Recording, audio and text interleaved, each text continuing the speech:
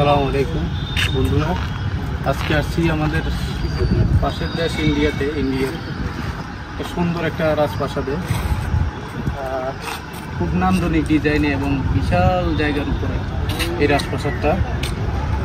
আপনার পরিবেশটা অনেক সুন্দর। আপনি যদি এদিকে দেখেন অনেকগুলো ফুলের গাছ এবং কি পরিবেশ অনেক ক্লিন আছে। এখানে